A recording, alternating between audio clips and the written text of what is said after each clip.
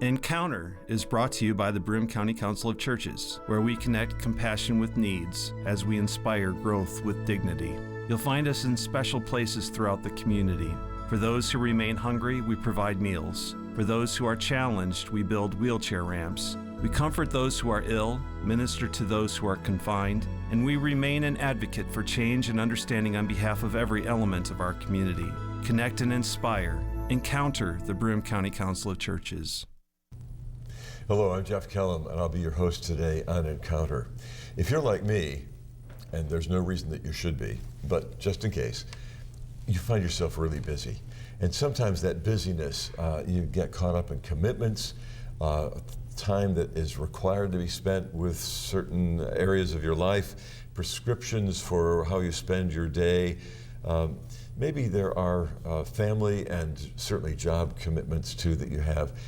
And so, but at the same time, at the end of the day, you're thinking, you know, I don't have a sense of satisfaction that I've used my gifts in the best way. Sometimes the busiest people are the best folks to call on for volunteerism in their community, to make the community better, to build neighborhoods and so on.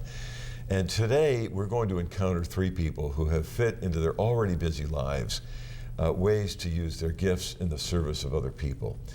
These are folks who were honored at the Lives of Commitment breakfast sponsored by the Broome County Council of Churches within the past couple of weeks.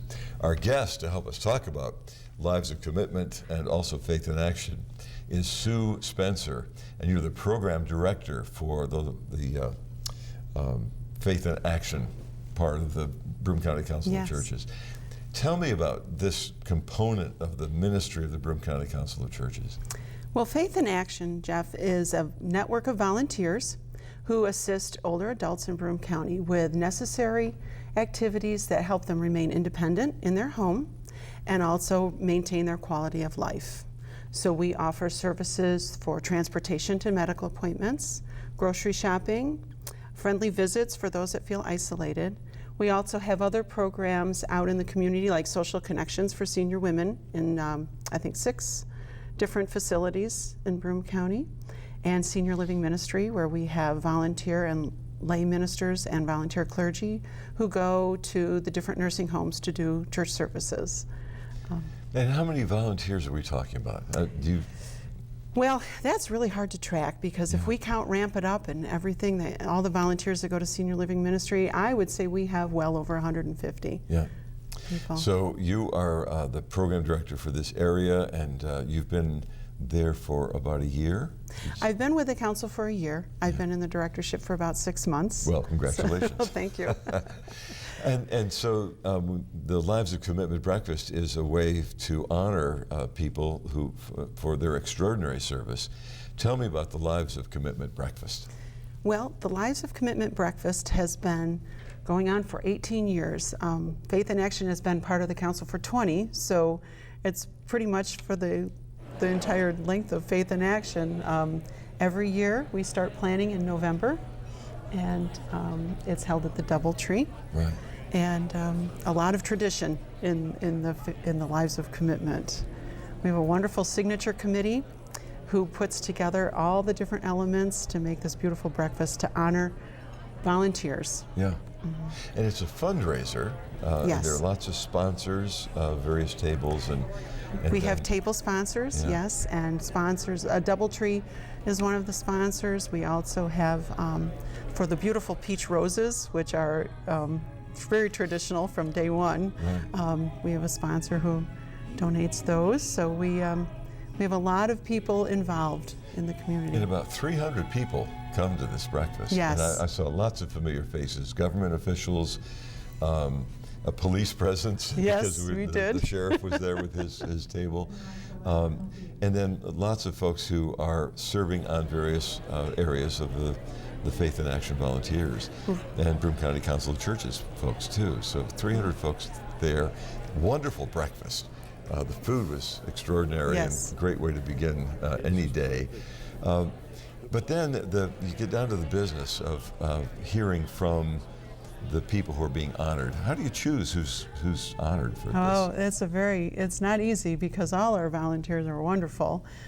We do have the Faith in Action volunteers, honorees, which it's not an easy choice, and we have to really look and think hard and debate back and forth to decide who to choose. The council volunteer, also, again, not an easy choice. Yeah. And then, of course, our community volunteer.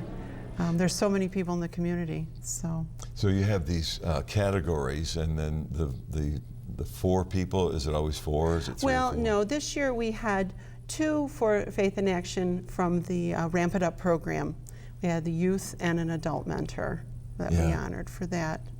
And but usually, sometimes that's 1. Last year we had a couple that volunteered together. Yes. And took care of an older woman. Yeah.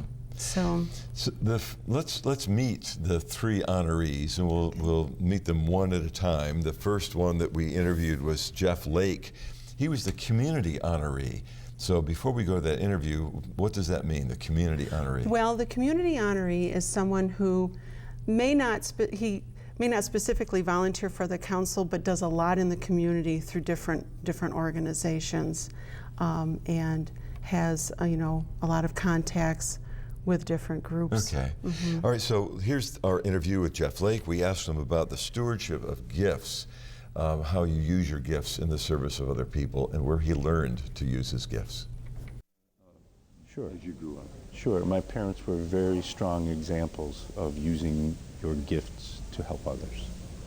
And the consistent message that we received from them at all times was, what are you doing with your gifts? You have been given gifts, whether they be musical or athletic or even just time, and everything you have, every skill you have is a gift from God.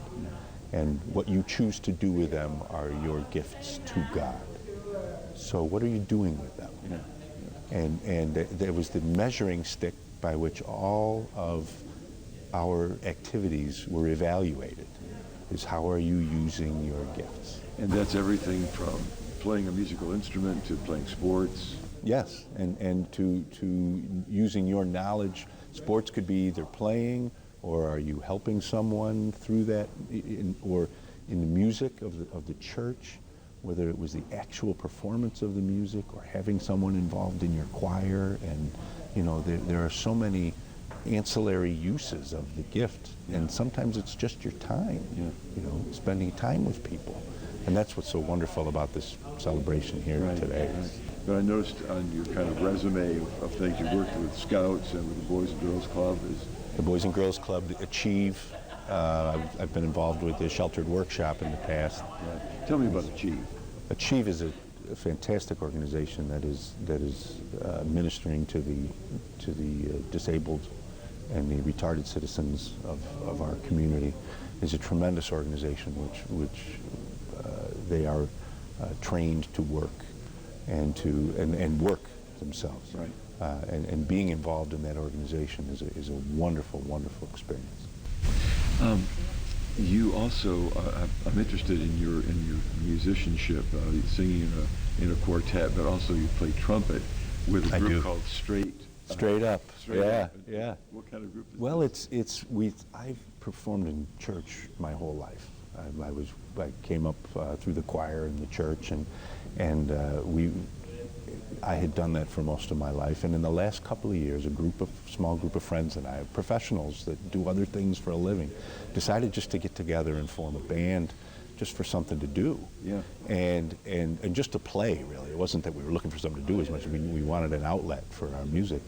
And we started out playing in some of the chamber events and some private things, and most recently have gotten a little more involved in some events that are raising money for other causes. Jim Rian, who is one of the band's members, does a great job of finding causes for us to go and play. We've played at the Chow, a Chow benefit over Thanksgiving, and we've played benefits for Room to Heal, and most recently Team Maddie, the young girl with cancer in our society. And it's just been it's been a riot. It's an outlet and kind of therapy. Sure. In it to be musical, but to be able to apply it, and in Dad's words, to use your gift to benefit someone else, that's a bonus. My favorite application in Scripture is where Jesus is asked, what is the greatest commandment? And I believe, in its context, I believe they were trying to set him up, because he was going to have to answer one and they were going to criticize whatever it was. But the response was, there are two. Love God with everything you have and take care of each other. Yeah. And that's very simple. And it's simple because if you do those, everything else falls into place. And to listen to take care of each other means everything. And that's what we're looked at to do every day. And that's what the folks in this breakfast, that's what it represents. Yeah. You pay tribute to your parents. You have children. I do. How have you transferred the ethic of volunteerism and doing for others? How have you transferred that to your children? I have tried to set as good an example as I could. My parents, without forcing me into these things to be involved with, just continued to set the pace of using your gifts, and then set the example for me, that all I had to do was watch. Yeah. My mother, to this day, is serving every day in the soup kitchens over at Sarah Jane and Boulevard. My dad, through his whole life, on top of his professional life, was doing other things in service of other people. Right. So the best thing I can do for my children, I believe, is to do it myself, to allow them to see that, to invite them to participate when they can. Very good. Well, thank you very much, and congratulations again. Thanks very much. I appreciate you having me. So that was Jeff Lake, who is a regional president of NBT Bank and was the community honoree at the Lives of Commitment breakfast. Very soft-spoken man, but so committed to using his gifts to serve other people in lots of different community organizations. Yes, and very humble, I remember when he came in, after we had chosen him, he had to get his picture taken. He was very, very humble, but I think what he said embodies most of our volunteers, if not all of them, that it's service to other people. Yeah. And that's what fills their life. And once again, he's got a pretty busy life, but he's able to fit all these community programs into his idea of service to the community. All right, the next person we're going to meet is Jean Brewster. She was a math professor at Binghamton University, and she also is part of the Ramp It Up program. I think she was there from the very beginning in 2009. So we asked Jean Brewster what led her into volunteer work at the very beginning. So here's our conversation with Jean. Oh, most of the stuff I did was things that just kind of came my way in going through raising my kids. There was always something that needed to be done with the Girl Scouts or the Little League or various things. Yeah.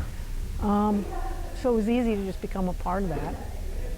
Got a little harder when they got into high school, because then they really didn't want necessarily mom to be the one volunteering. Of course not. But it just, a lot of things just kind of, there's opportunities out there everywhere. Yeah. Any place you go. There's needs, there's positions to be filled, and there's just things to do. Yeah. And then somehow you got connected with the Broome County Council of Churches Ramp It Up program. Do you remember the first invitation you had to go work on a ramp? I was trying to think about that. I think I heard about the program through my church, Calvary United Methodist. Okay. It's on the Parkway. And it sounded like a great idea. It was the first year they were trying it. Yeah. And I remember they were very concerned that it be successful. And that first year, a lot of detail went into, how things were going to be built, and everybody was very careful about every little thing. Sure. Because if it doesn't work the first year, then people aren't going to get excited about it. And They did a marvelous job. We learned a lot the first year, and it was successful. Yeah.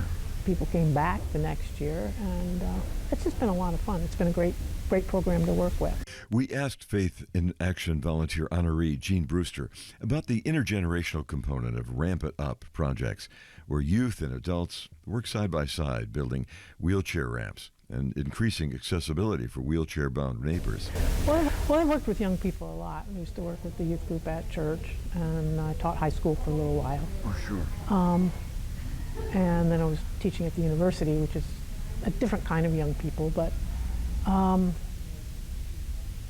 it's important to work with them, okay? It can take some patience, and a lot of times you have to keep them on task, and sometimes you don't always. They're great kids, you know, they really are. But sometimes you'd have the thing where you'd say, gee, could you take the little tags off the wood so that, you know, when we cut it, we don't have these things still on the wood. And then they go, oh, okay, sure. And you come back a little bit later and say, and now can you pick up the tags off the ground and put them in the trash can? Oh, okay, sure. Little direction. Yeah, and I'm making fun of the kids. I probably shouldn't, because They'll get back at you. no doubt.